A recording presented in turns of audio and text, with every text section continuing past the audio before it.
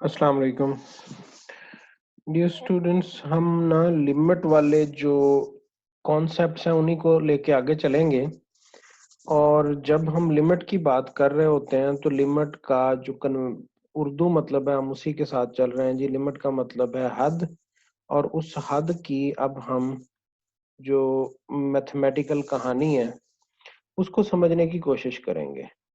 अब जब हम कह रहे होते हैं ना कि कोई भी चीज अपनी हद में है, इसका मतलब ये है कि बाउंड्री क्रॉस नहीं हो रही। So that means there is a point जिसके बाद आगे नहीं जाया जा सकता।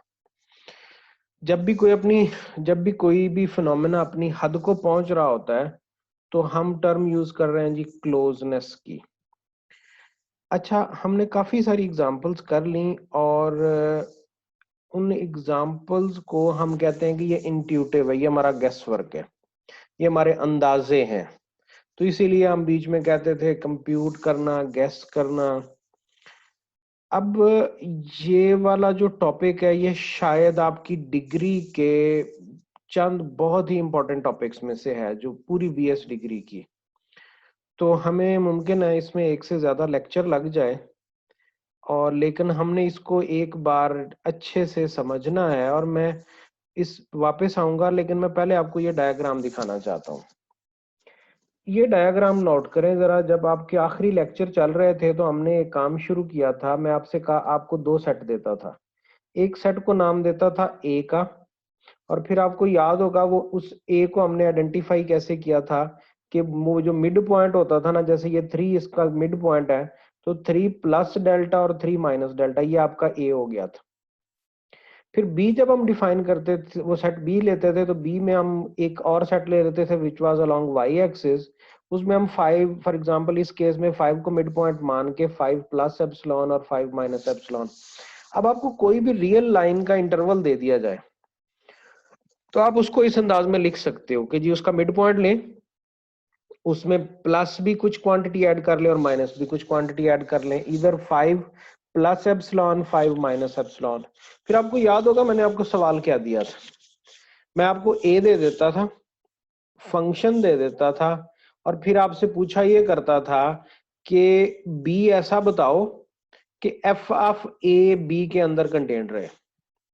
रिपीट करता हूं, मैं आपको ए दिया करता था, आपको एफ ऑफ एक्स दिया करता था, और सवाल आपसे ये पूछा करता था कि ऐसा बी सेट बताओ कि एफ ऑफ ए बी के अंदर कंटेंट हो।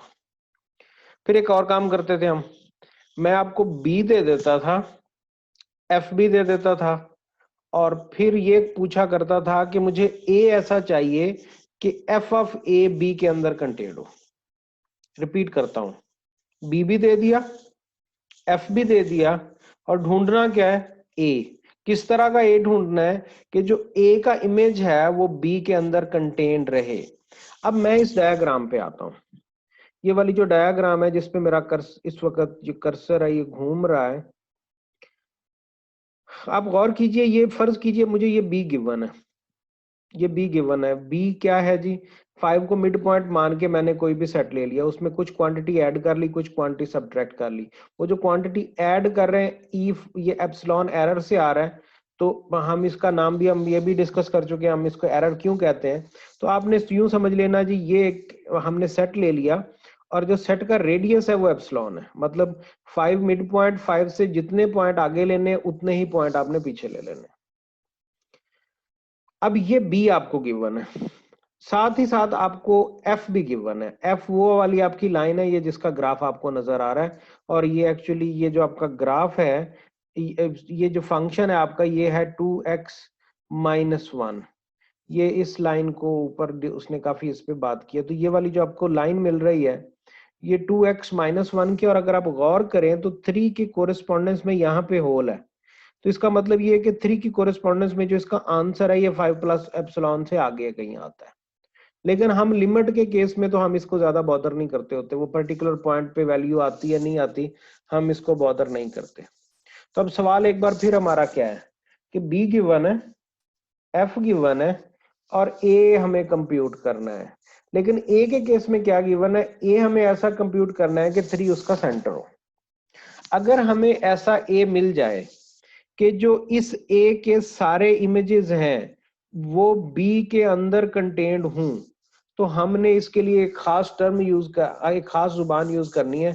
हमने कहना है कि जी ये कंडीशंस अगर मीट हो जाएं, और कंडीशंस क्या है कि कोई भी मैं एप्सिलॉन लूं और फिर उसके लिए मैं इस तरह का डेल्टा ढूंढ लूं, और फिर अगली शर्त क्या है कि ये पूरे का पूरा ये जो सेट है इसका इमेज इसके अंदर अंदर कंटेन्ड हो, तो हम इसके बारे में ये कहना शुरू कर देंगे कि ये लिमिट एग्जिस्ट करती है, और फिर हम इसको एक्चुअली समझने की कोशिश भी करते हैं। अब वापस चलते हैं और ये देखते हैं कि ये काम होता कैसे है।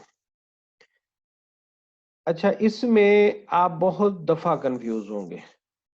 इस सारे में कुछ मैं आपको टिप्स दूंगा, आपको कुछ चीजें समझ आ जाएंगी, कुछ वक्त के साथ साथ आएंगी।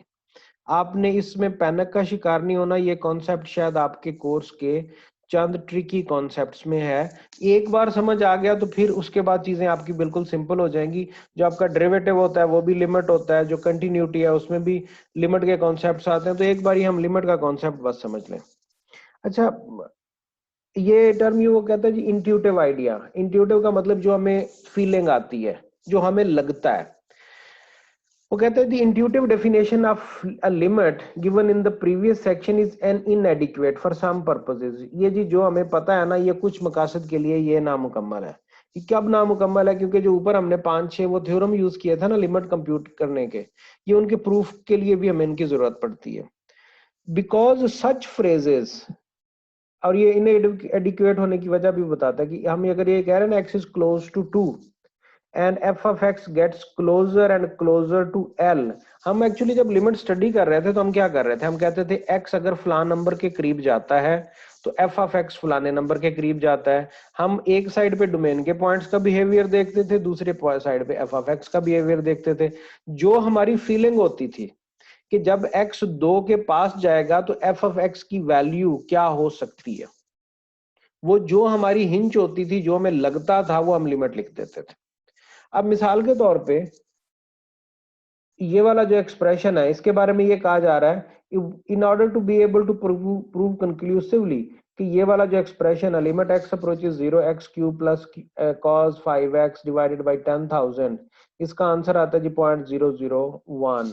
या फिर आपको ये प्रूव करना हो कि limit x approaches 0 sine x over x is 1, we must take the precise definition of limit. मतलब सादा सादा फंक्शंस की हद तक तो ये चीजें ठीक हो जाएंगी, लेकिन आगे जाके हमारे लिए कॉम्प्लिकेशंस हो जाएंगी।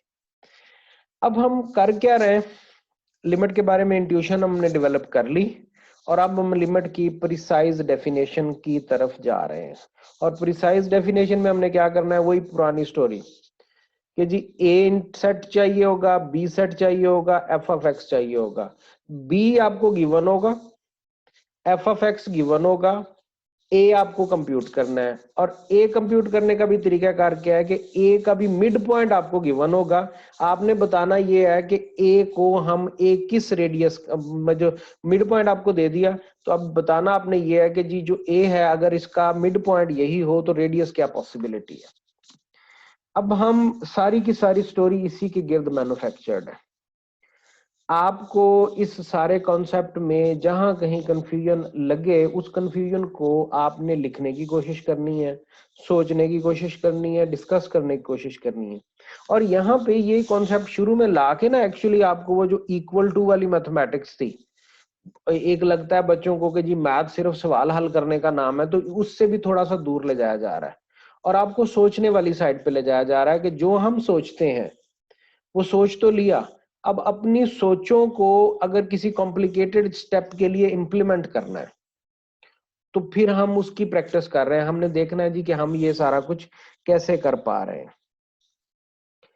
अच्छा, गौर करो जरा कि ये वाला फंक्शन है f of x is equal to 2x minus 1 if x is different from 3 and this number is 6 if x is equal to 3। अब हमने गौर ये नोट ये किया कि इसकी जो फंक्शनल वैल्यू है ना 3 पे, वो तो है 6। सवाल ये कि लिमिटिंग वैल्यू क्या होगी। उसका मतलब ये कि हमने नेबरहुड देखनी है। ये मतलब यही वाली डायग्राम है,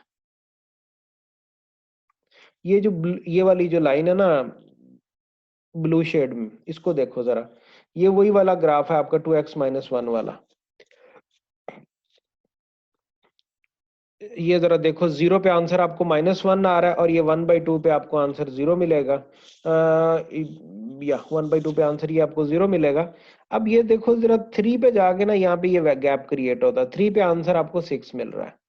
अब अगर मैं 3 को राइट से अप्रोच करता हूँ, मतलब 3 को ये जो 3 से बड़ी वैल्यूज है उनसे 3 की तरफ आता हूँ, तो गौर करो तो इधर से जो वैल्यू, जो मेरे आंसर है वो छोटे होते 5 की तरफ कन्वर्ज कर रहे हैं। और अगर मैं 3 को लेफ्ट छोटी वैल्यू से बड़ी की तरफ आता हूं, मतलब मैं लेफ्ट हैंड साइड से 3 को अप्रोच करता हूं, तो इधर से मेरे आंसर 5 के करीब आते जा रहे हैं। तो इंट्यूटिवली मुझे ये लग रहा है कि जी इसकी जो लिमिट है वो 5 होगी। अब इसको हम सोचना करते हैं और फिर लिखते हैं कि जी कर क्या रहे हैं हम। अच्छा, जो मैंने आपको ए और बी दिए थे ना, उन ए और बी में मैं आपको बड़ा ही प्रिसाइज वो एक इंटरवल दे देता था। अब यहाँ पे इसका इंटरवल लिखने का तरीकाकार थोड़ा सा डिफरेंट है, और ये आपने देखना है कि ये इंटरवल को किस नोटेशन में लिखता है। अच्छा, ये आपका वही फंक्शन हो गया। Intuitively it is clear that when x is closer to 3 but x is different from 3, then f of x is close to 5, and so limit x approaches 3, f of x is equal to 5. To obtain more detailed information about how f of x varies when x is closer to 3, we ask the following question. अब ये जब question पूछे जा रहे हैं तो एक side पे आप डोमेन के पॉइंट्स पे कुछ बातें करेंगे, दूसरी साइड पे आप कोड डोमेन के पॉइंट्स पे कुछ बातें करेंगे। How close to 3 does x have to be, के 3x को 3 के कितना पास होना है। How close to 3 does x have to be so that, अब ये x को 3 के पास होना है किस लिए, so that f of x differs from 5, f of x और 5 का जो डिफरेंस है that is less, f of x differs from 5 by less than 0.1। मतलब f of x और 5 का जो डिफरेंस है अगर वो 0.1 से कम होगा, तो ये देखिए जी, हाँ वो कहना क्या चाहता है, ये देख लो जी, ये हो गया आपका 0.5, ये हो गया 5। अब अगर मैं इसको 5.1 तक ले जाऊं और इधर 4.9 तक ले आऊं एक लम्हे के लिए, तो f ऑफ x और 5 का डिफरेंस फिर उसी इंटरवल के अंदर अंदर लाई करेगा।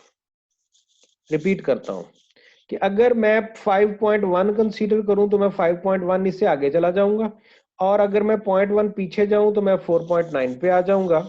और मैं करना क्या चाह रहा हूं, वो कह रहा है जी कि f ऑफ x और 5 का जो डिफरेंस है वो 0.1 से कम होना चाहिए। तो फिर इसका मतलब ये है कि f ऑफ x कहां पे होगा, f ऑफ x फिर उसी, या वो 4.9 और 5.1 के बीच में होगा f ऑफ x, तो तभी ये शर्त पूरी होगी। Okay, we come back.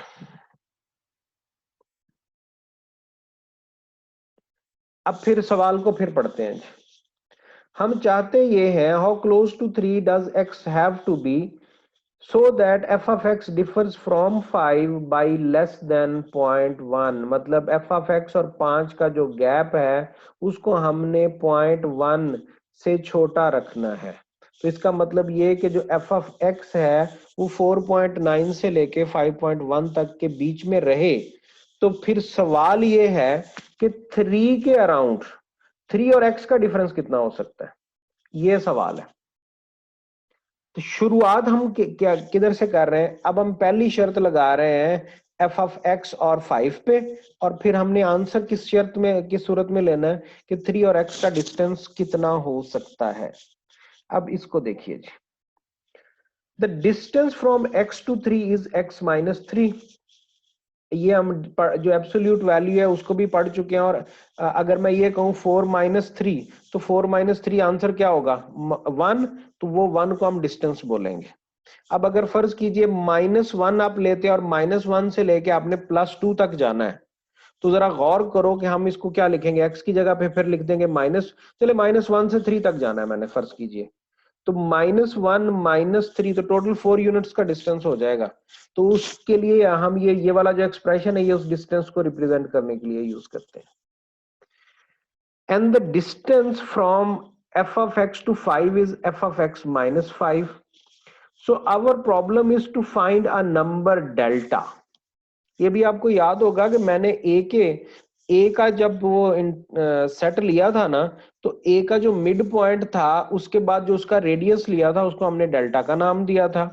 और जो एफ ऑफ एक्स को मिड पॉइंट मान के एफ ऑफ एक्स के साथ हमने एक नंबर लिया था, ये जैसे इस केस में वो, इसके लिए जो इंटरवल वो 5 लेना है, तो फिर 5 के साथ जो हमने वो लिया था ना रेडियस, उसको हमने एप्सिलॉन बोला था। ये भी आगे चल के एप्सिलॉन कहना शुरू कर देगा इसको। अच्छा, the distance from x to 3 is x minus 3 and the distance from f of x to 5 is f of x minus 5. So our problem is to find a number delta such that f of x minus 5 is 0.1 if x minus 3 is less than delta but x has to be different from this 3. अब अगर x 3 के बराबर होता तो फिर तो ये number 0 हो जाएगा। तो इसका मतलब ये कि हमने ये नंबर नॉन जीरो रखना है, मतलब ये जो डेल्टा है ये 0 से बड़ा रखना है, मतलब यानी कि इंटरवल में कुछ पॉइंट्स आने चाहिए। ओके, सो इसका मतलब ये कि x और 3 का डिस्टेंस आपको 0 से तो बड़ा रखना है, और ये बड़ा होगा तो फिर इसका मतलब x 3 से कम होगा, सॉरी x डिफरेंट होगा 3 से। सो एन इक्विवेलेंट फॉर्मूलेशन, मतलब जो ऊपर वाली बात है, of our problem is to find a number delta such that f of x minus 5 is less than 0.1 if x minus 3 is less than delta but the answer is greater than 0। तो मतलब ये आप x different from 3 कह लो या आप ये बात कह लो, एक ही बात है। अब अगेन हमें शर्त दे दी गई f of x और 5 के डिस्टेंस पे, और हमने x और 3 के ऊपर एक नंबर ढूंढना है, मतलब वो 3 और x पे शर्त लगानी है कि वो किस डिस्टेंस के अंदर अंदर रहेंगे। अब वो हमें ना, अब यहाँ पे फिर हमारी ना वो इंट्यूशन का इम्तिहान है कि हमने सोच के करना है जो भी करना है। कि अब सोचना हमने क्या है कि x और 3 के बीच में मैं कितना डिस्टेंस लूं तो उससे मुझे a मिलेगा, और फिर a का जो इमेज है वो मेरे b सेट के अंदर कंटेंट होना चाहिए। वो कहता जी फर्ज कीजिए अगर आप x माइनस 3 और इन दोनों का डिस्टेंस 0.5 से लेते हैं छोटा, तो उससे क्या होता है। अब आपको याद होगा मैंने उस दिन आपको उन लेक्चर्स में कुछ और भी आपको एक्सप्लेन किया था, तो ये जरूरी नहीं होगा कि डेल्टा आपके पास एक ही वैल्यू आए, डेल्टा आपका बड़ा डिफरेंट हो सकता है, और आगे चल के हमने एग्जाम्पलों में ये देखना भी है। अब एक लम्हे के लिए हम इमेजिन ये कर लेते हैं कि जी मान लीजिए आपका x और 3 का जो डिस्टेंस है उसको मैं 0.5 से अगर छोटा ले लूं। अब मैं चेक कर रहा हूं एक नंबर लेके कि क्या ये मेरी शर्तों को पूरा करता है, और ये जो डिवीजन बाई 2 है ये इसलिए की क्योंकि अगली जाके स्टेज पे मुझे इसकी जरूरत पड़नी है, वरना हम डायरेक्ट 0.05 भी लिख सकते थे। ये देखिए फिर आगे लिखा क्या हमने, f of x minus 5 is equal to, अब एफ ऑफ एक्स की जगह पे उसकी वैल्यू सब्स्टिट्यूट कर दी 2x माइनस 1, तो ये एक्सप्रेशन सिंप्लीफिकेशन के बाद आ गया 2x माइनस 6, और फिर 2 को हमने बाहर निकाल दिया तो बाकी बचा x माइनस 3। ये हमने वो मॉडुलस की प्रॉपर्टी यूज कर ली है। और x माइनस 3 के बारे में हमने ये कहा था कि अगर मैं ये 0.05 ले लूं तो फिर देखते हैं जी क्या क्या ये चीजें मुझे सूट करती हैं। तो अगर मैं 0.05 को 2 से मल्टीप्लाई करूं तो वो 0.1 आंसर आता है। तो अब ये गौर कीजिए आपकी वो शर्त पूरी हो रही है, एफ ऑफ एक्स माइनस 5 जो है वो 0.1 से छोटा रह रहा है, और साथ ही x माइनस 3 पे जो शर्त लगाई थी हमने उसी शर्त के तहत ये कंप्यूटेशन हुई है। अगर आप गौर कीजिए मैं यहाँ पे 0.5 की बजाय 0.04 भी लिख दूं फिर भी ये बात ठीक रहेगी। मैं यहाँ पे 0.03 लिख दूं फिर भी ये बात ठीक रहेगी, 0.02 लिख दूं फिर भी एक बात ठीक रहेगी। तो हमने ये वाला जो नंबर यहाँ पे लिखा ये अपनी कॉमन सेंस को अप्लाई करके लिखा। अब इसका मतलब, और हमने करना क्या था, हमने बी हमें गिवन था, एफ ऑफ एक्स भी हमें गिवन था, और हमने ए एक ढूंढना था ताकि उसके जो इमेजेस हैं वो बी के अंदर कंटेन रहे। और उसी को फिर हमने क्या बोला था कि अगर बी को बनाने का एक तरीका यह था कि मैं आपको वो 5 के साथ एप्सिलॉन दे दूं और दूसरा जो पॉइंट है आपका 3 उसके साथ डेल्टा दे दूं, तो फिर भी वो आपकी ए और बी वाली स्टोरी वापस फिट हो जाती है। ओके, अब ये गौर कीजिए आपने कि अगर आपने x-3 पे शर्त ये लगा दी ये 0.05 से छोटा होगा तो आपकी सब चीजें ठीक हो जाती हैं। और अब अगला सवाल कि ये 0.01 पे तो हमने ये सारी कंडीशन ढूंढ ली, तो अगर कोई 0.01 कोई चेंज कर दे फिर क्या होगा? फिर इसका मतलब ये होगा कि जो आपने डेल्टा लिया वो अकॉर्डिंगली चेंज हो जाएगा और फिर आपको दोबारा से कॉमन सेंस अप्लाई करनी पड़ेगी। अब इसको पढ़ते हैं जी। Thus an answer to the problem is given by delta is equal to 0.05, that is if x is within a distance of 0.05 from 3, then f of x will be within a distance of 0.1 from 5. If we change the number 0.01 in our problem to a smaller number, then by using the same method we find f of x will differ from 5 by less than 0.01, provided that x differs from 3 by 0.005. अब गौर कीजिए जी, computation method same रखें, ये जो 0.1 है उसकी जगह पे कर दें 0.01, और फिर आप अगर रेंडमली यहाँ पे अब आपने कॉमन सेंस फिर अप्लाई करनी है और ये 0.05 की बजाय आप लिख दें 0.005, तो फिर भी आपकी ये कंडीशन पूरी होती है। और फिर आप अगर लिख दें जी 0.001, तो फिर भी जो आपका डेल्टा है वो आप कंप्यूट कर सकते हैं। अब इसका मतलब ये कि ये जो तीनों नंबर्स थे 0.1, 0.01, 0.001, तो हमने इनके लिए वो जो एप्सिलॉन है ना उसके लिए हम कहेंगे जी these are the error tolerances, और उसी वजह से उसको एप्सिलॉन को एरर की ई से मिलता जुलता नंबर लिया गया है। और ये सारी डिबेट अब छिड़ गई और यही काम वो न्यूटन ने किया था जब वो ताउन की बीमारी आई। और जैसे आप लोग आजकल लॉकडाउन की वजह से घरों में है, तो न्यूटन को भी 2 साल घर रहना पड़ा था और उसने ये सारी डेफिनेशंस उस वक्त ही शायद बनाई थी वो, अगरचे उसने उस वक्त पब्लिक नहीं की, पब्लिक उसने बहुत बाद में की। और ये भी अब एक डिबेट है कि क्या उस वक्त तक ये डेफिनेशन बनाने वाला सिर्फ न्यूटन था या उसके साथ एक लिपनीट्स नाम का मैथमेटिशियन है शायद वो भी था इसके साथ। ओके, अब इसका मतलब ये है कि अगर मैं ये एफ ऑफ एक्स और 5 के डिस्टेंस पे शर्त लगाता जाऊं, चेंज करता जाऊं, मैंने 0.1 लिखा, फिर 0.01 लिखा, फिर 0.001 लिखा, तो जो x और 3 के डिस्टेंस पे भी शर्त चेंज होती जाती है। For 5 to be the precise limit of f of x as x approaches 3, we must not only be able to bring the difference between f of x and 5 below each of these three numbers, we must be able to bring it below any positive number. क्या वो ये रहा है कि जी आप ये जरूरी थोड़ी है कि ये 3 नंबर ही हों, आप कोई भी नंबर यहाँ पे ले सकते हैं। तो इसका मतलब ये है कि x और 3 पे फिर उस नंबर के हिसाब से आपने कोई शर्त डेवलप करनी है, यानी कि अगर आपका एप्सिलॉन चेंज हो तो फिर डेल्टा ऑटोमेटिकली चेंज हो जाए। इसका मतलब ये है कि जो आपका डेल्टा है उसकी सिलेक्शन एप्सिलॉन की सिलेक्शन पे डिपेंड करेगी। पहले आपने एप्सिलॉन चूज करना है, बाद में आपने डेल्टा चूज करना है। ओके, तो इसका मतलब ये है कि अब आइंदा से हम करेंगे क्या कि यहाँ पे कुछ स्पेसिफिक एग्जांपल्स के बाद हम पैटर्न नोट करेंगे और पैटर्न नोट करके फिर हम ये कहेंगे कि एफ ऑफ एक्स और 5 का जो डिस्टेंस है ये एप्सिलॉन से छोटा होगा।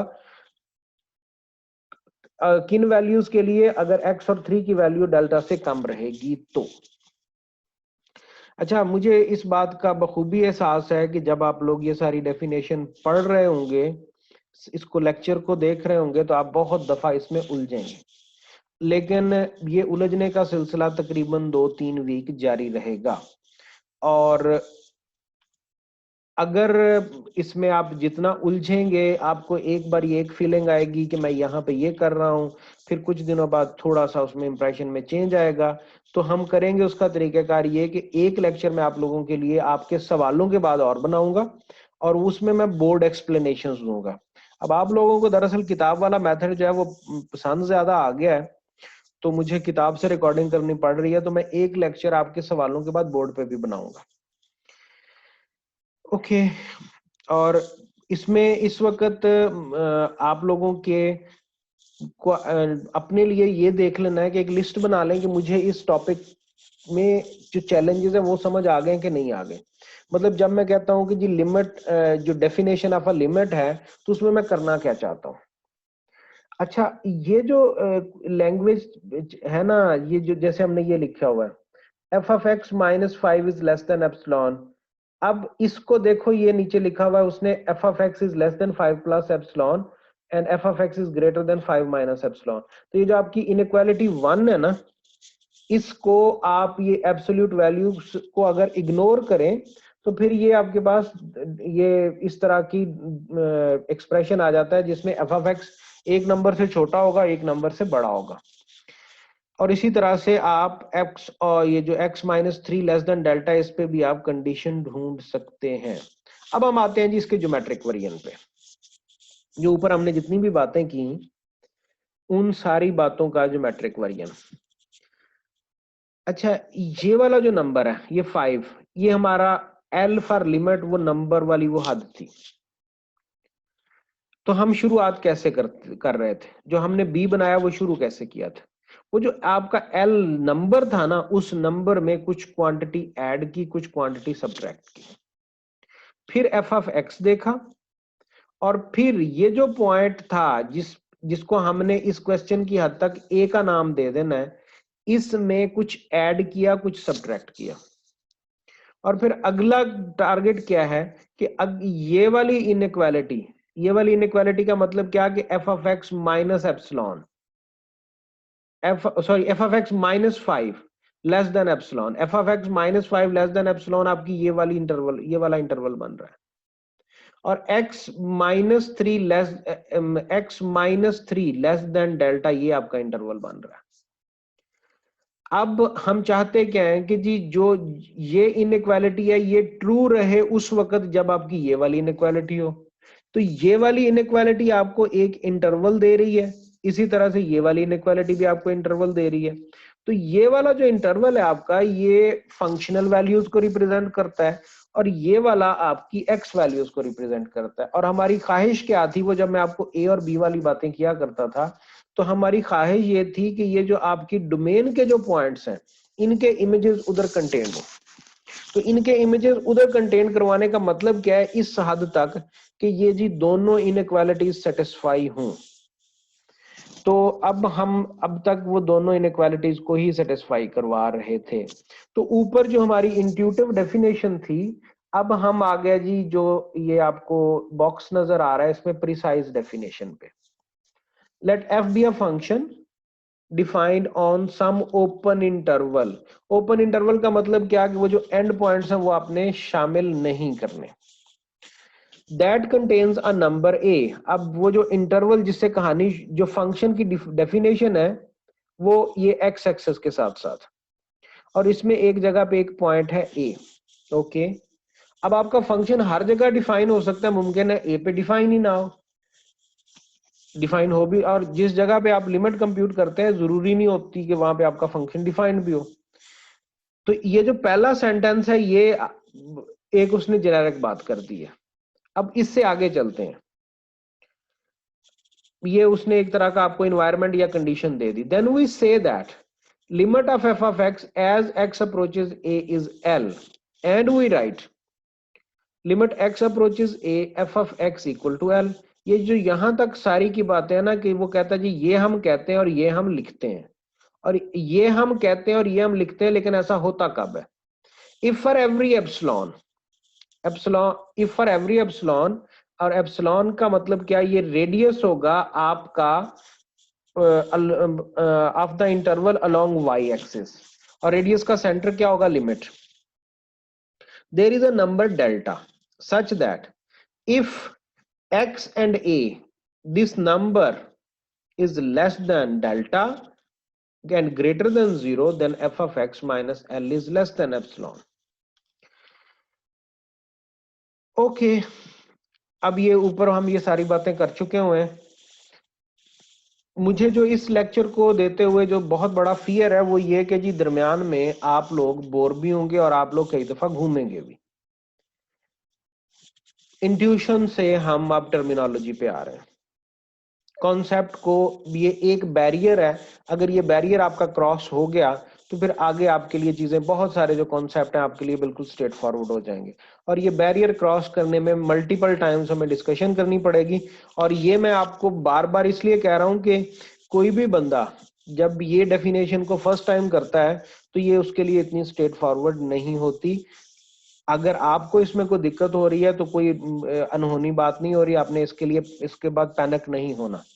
आप अपने सवाल लिखते जाएंगे, जब आप सवाल लिखते जाएंगे तो फिर हम one question at a time हम इस पे उसके बाद करेंगे। ये जब आपको सारी चीजें क्लियर हो जाएंगी तो एक पेज पे हम ये सारी की सारी जो चैलेंजेस हैं उसी तरतीब में हर स्टूडेंट से लिखवा लेंगे कि जी उसको क्या समझ आ गया और क्या नहीं आया। And by the end of that activity everybody will be familiar and okay with the concept of limit। अच्छा, ये नीचे ना उसने काफी सारी एक्सप्लेनेशन और दे दी है, ये मैं फिलहाल इस पे नहीं जा रहा ताकि आप लोग ज्यादा ना घबरा जाएं। मैं आता हूं जी फिगर 2 पे। ये वही कहानी है जो मैं आपको वो ए इंटरवल की शेप में दिया करता था। ये जरा देखो, ये वाली जो साइड है ना ये उसने डोमेन की रिप्रेजेंटेशन कर दी है जिसमें एक्स है और ए है। ए वो पॉइंट है जिसपे हमने लिमिट कंप्यूट करनी है और एक्स डोमेन के किसी भी पॉइंट को। ये यूं समझ लो ये आपकी एक्स एक्सेस वाली लाइन को उसने हॉरिजेंटली एक्सप्रेस किया हुआ है। ये आपकी वाई एक्सेस वाली लाइन है। जो ए का इमेज है उसको वो कह देता है ये एफ ऑफ ए है, और जो एक्स का इमेज है उसको कह देता है एफ ऑफ, जो ए का इमेज है वो एफ ऑफ ए है और एक्स का इमेज एफ ऑफ एक्स है। और वो क्या कर रहा है जी, वो इसकी ज्योमेट्रिक इंटरप्रिटेशन दे रहा है। जब हम कहते हैं ना इंटरप्रिटेशन, इसका मतलब ये होता है कि हम इसको ज्योमेट्रिकली एक्सप्रेस करना चाहते हैं। अब जब हम ज्योमेट्रिकली चीजों को एक्सप्रेस करना चाहते हैं तो ये कई तरीकों से हो सकता है, लेकिन आपके लेवल की हद तक तकरीबन सारी किताबों में ऐसा ही है। अब थोड़ा सा फिर इसको पढ़ते हैं। वी इंटर ये जो ऊपर ये वही पुरानी कहानी है कि जी limit x approaches A f of x is equal to L means that for every epsilon, no matter how small epsilon is, we can find delta such that if x lies in the interval this, then f of x lies in the open interval। ये जो मैंने आपको, ये गौर करो, ये आपका a हो गया और ये आपका b हो गया। अब वो यही चीज को दिखाने के लिए आपको ये डायग्राम दिखा रहा है। We interpret this statement geometrically by representing a function by an arrow diagram in figure 2 where f maps a subset of r। तो ये जो रियल लाइन है उसका एक सबसेट लेते हैं हम और उसको रियल लाइन के एक और सबसेट पे मैप कर देते हैं।